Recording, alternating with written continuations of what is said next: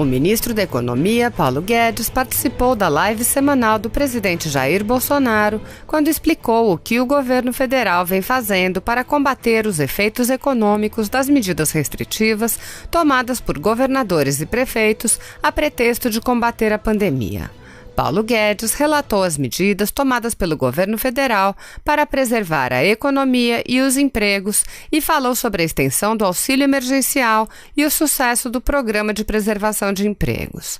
Para o ministro, até o momento a economia segue apresentando sinais vitais e o Brasil pode se recuperar e surpreender o mundo. O ministro também comemorou avanços da pauta positiva do governo, como a aprovação do marco do saneamento básico. Paulo Guedes relatou ainda que o governo federal destinou 160 bilhões de reais a estados e municípios para manter serviços essenciais funcionando. Enquanto isso, o Brasil teve uma super safra e manteve investimentos e trabalho em infraestrutura, o que permitirá ao país iniciar a recuperação econômica antes de outros países do mundo. Assista. Vamos agora entrar aqui talvez nas pautas mais interessantes aqui. Eu vou largar o papel fora, Paulo. Paulo, ajuda aí, Paulo. Vamos lá agora presidente. É contigo. Vamos falar aqui de... Teve essa pandemia. Isso, tá? Foi a primeira onda. O Supremo Tribunal Federal diz que os estados e municípios é que tinham que conduzir as medidas de combate ao vírus, né? A nós, quase que exclusivamente, cabia apenas jogar recursos para lá. Então, no primeiro momento, tá certo? O pessoal fica em casa.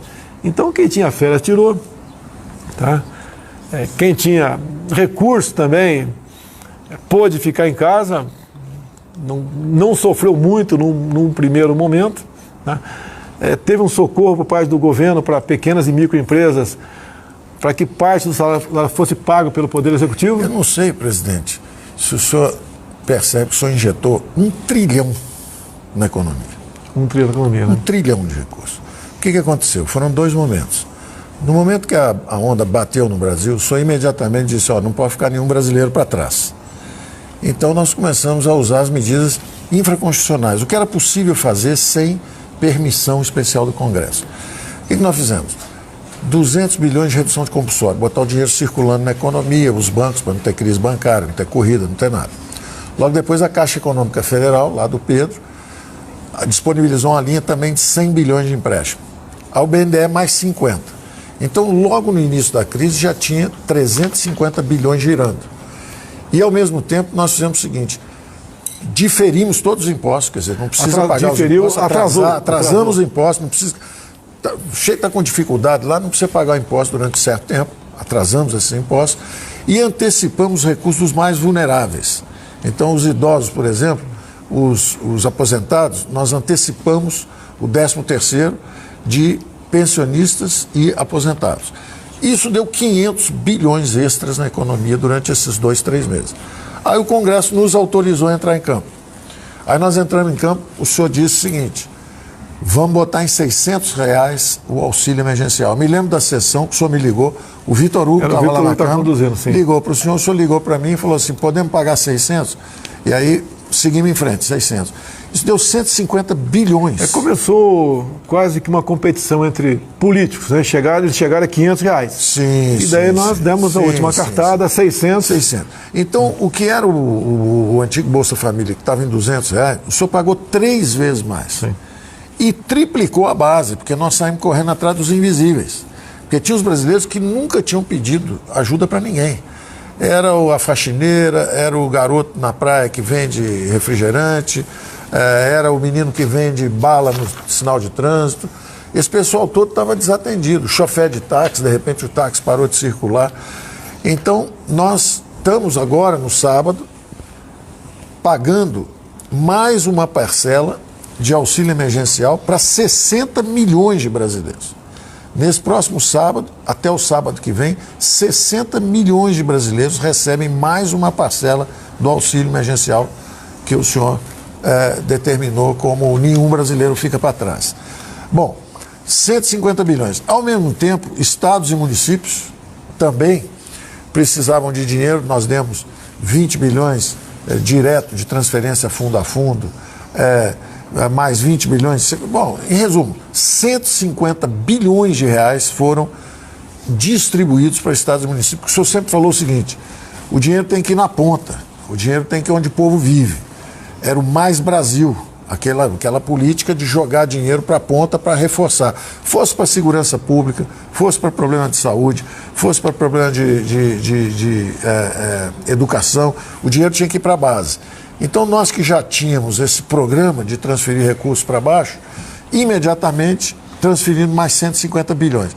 Aí entrou também o dinheiro para manter as empresas. E um programa que foi o mais bem sucedido.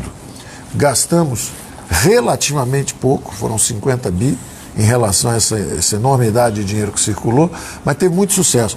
Em 5 semanas, os americanos demitiram 30 milhões de pessoas no mercado formal. Nós salvamos 10 milhões de empregos em 5 semanas. Salvamos 10 milhões de empregos com um programa chamado BEM, Benefício Emergencial. A empresa ia demitir? Não demite não. Trabalha meio expediente, paga metade do salário, nós pagamos a outra metade. Isso preservou 10 milhões de empregos. Então, quando os americanos demitiram 30 milhões, nós perdemos só 1 milhão de empregos. E preservamos 10 milhões. Então, foi um programa super bem sucedido, foi muito bem apreciado lá fora, todo mundo elogiando e de certa forma, até copiando. Países avançados acabaram lançando esse programa depois do Brasil. O Brasil lançou antes. A gente esperava que aproximadamente 40 milhões de pessoas fossem se socorrer do auxílio emergencial, mas na verdade está em 60 milhões de pessoas. Apareceram 60 milhões. 60 milhões de pessoas. Quer dizer, porque tinha o Bolsa Família, que já tinha uns 20, e aí os invisíveis apareceram e eram 40 milhões de invisíveis. Nesses invisíveis tem aí uns 10 milhões que são realmente fragilizados, desassistidos e precisando muito do recurso. Os outros são os empreendedores, é o chofer do táxi, é a faxineira, a gente que estava na luta e o pessoal me procura de repente caiu. Aqui no cercadinho, né? Eu tenho trazido o pessoal para dentro aqui do Alvorada e procura. E o pessoal, em grande parte, é agradecido a essa proposta governamental que partiu a toda essa burocracia, essa engenharia para pagar as pessoas de vocês, da Caixa Econômica Federal e do Dataprev. Está lá o Canuto, nosso ex-ministro da Desenvolvimento Regional, está lá. Então, houve uma inclusão digital recorde. Nunca fizeram tão rápido a digitalização de 40 milhões, 50 milhões de pessoas. Então, o Brasil realmente, a Caixa Econômica Federal entregou para os brasileiros esses recursos. E isso, de certa forma, permitiu que houvesse essa assistência social, esse socorro que o governo deu, para os brasileiros não se afogarem nessa primeira onda de saúde, foi o choque da saúde. Então, tanto que o senhor agora está anunciando, não é isso, uma extensão desse período. Nós vamos... Não está definido, os números estão definidos ainda, não estão definidos, mas o senhor já vai decidiu prorrogar por mais 2 meses, tá certo? Um auxílio emergencial que vai partir para uma adequação. Não é isso. Então, serão, com toda certeza, R$ 1.200 em 3 parcelas. Basicamente, deve ser dessa maneira, né? Deve ser, estamos estudando, 500, 400 e 300 reais que vão fazer, então, em 2 meses. É uma ideia muito boa, presidente, porque estávamos em 600, o auxílio. E à medida que a economia começa a se recuperar e começa a andar novamente, as pessoas então vão devagar se habituando, não é? Era 600, cai para 500, 400, foi sua ideia. O senhor deu uma ideia espetacular. É o pessoal do Bolsa Família, que ganha em média 200, quando passar para 500, está ganhando mais 1,5 Bolsa Família. Isso. Quando passar para 400, que vale a 2 Bolsa Família. Quando passar para 300, uma Bolsa Família e meia. Isso. Tá certo? Então essa que é a ideia e é exatamente atender os desassistidos. Agora a economia, a gente espera que volte a funcionar. Tem coisas que vai demorar. Tem algumas empresas que faliram, quebrou de vez, fechou as portas. Por isso que a gente apela aos seus governadores, seus prefeitos, obviamente com a responsabilidade que é pertinente de cada um, que comece a abrir o mercado, abrir para funcionar. Nós lamentamos as mortes, mas o objetivo de fechar era para que as pessoas, uma vez contaminadas, fossem para os hospitais e fossem atendidos. Temos notícias verdadeiras que os hospitais têm sobra de leitos. Então, não é que a gente queira que o pessoal se contamine. A contaminação é uma realidade. Ninguém discute isso aí.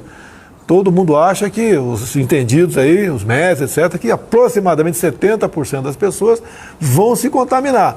Logicamente, se a pessoa for abaixo de 40 anos, bem de saúde, a grande maioria não vai sentir absolutamente nada, nem vai saber que foi acometido do vírus. Tem gente sadia aqui do meu governo que estava numa boa. Eu estou com 70 anos. Até o general Heleno, que está com 75 mais ou menos.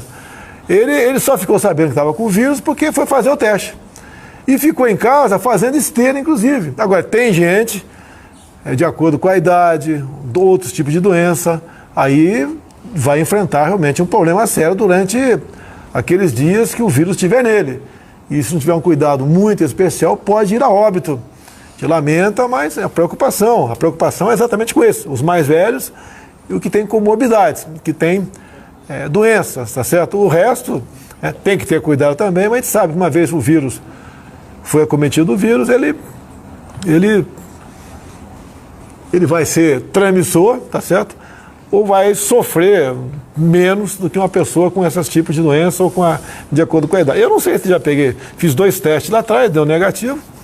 Alguns acham que eu já peguei, não senti nada, não sei. Eu posso fazer o teste novamente para ver se tem um anticorpo já. Eu acho que eu já peguei, tá certo? Mas isso vai de cada um, do perfil, né, da vida sanitária de cada um. É de cada um. Pode ser gente com a minha idade que não está bem fisicamente. Se for acometido o vírus, vai ter problema. Tá certo? Então tem que tomar cuidado tocante a isso. Agora, não podemos ter aquele pavor lá de trás que chegou, né? Junto à população e houve, no meu entender, um excesso de preocupação apenas com uma questão e não podia se preocupar com a outra, que é a questão do emprego. Foi a segunda onda que o senhor falou, que era a onda da economia, que o que acontece? Aparentemente, nós batemos no fundo do poço. Aparentemente, maio foi o fundo do poço. Abril já mostrou uma reação.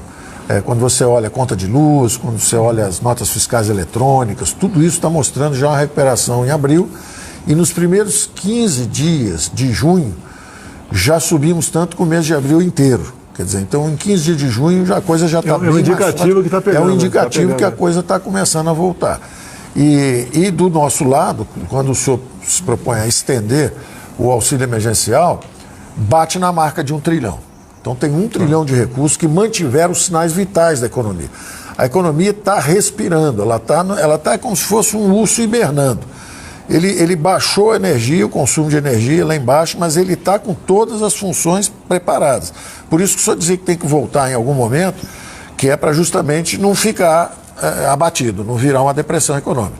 Então, se ele está com os sinais vitais ainda preservados, a qualquer momento começa a se mexer, aparentemente bateu no fundo do poço e você começa a atravessar. Agora, o interessante é que aqui nós estamos trabalhando, por isso que eu digo que nós vamos surpreender o mundo. Aprovamos ontem o saneamento, 100 milhões de brasileiros que no meio dessa crise tiveram problema, porque faltando água para 35 milhões de pessoas e esgoto para 100 milhões de brasileiros, aprovamos ontem o saneamento. Era um projeto que estava parado lá. Foi rápido. Não? Foi bom, muita ajuda do Congresso.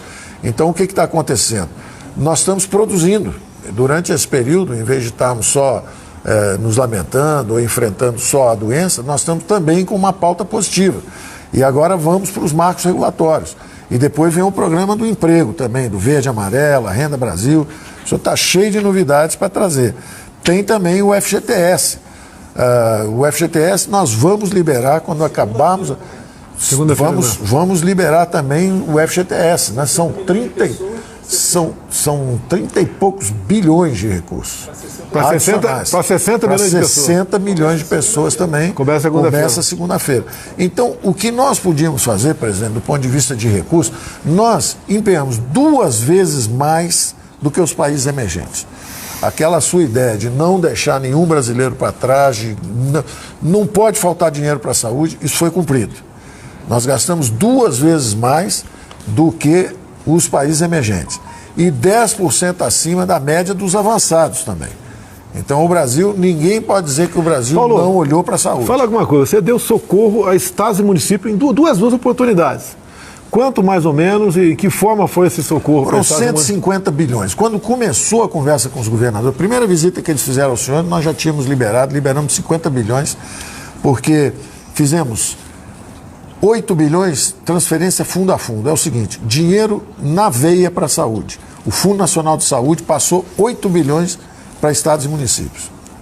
Logo depois, 2 bilhões para o Sistema Único de Assistência Social. São coisas como a casa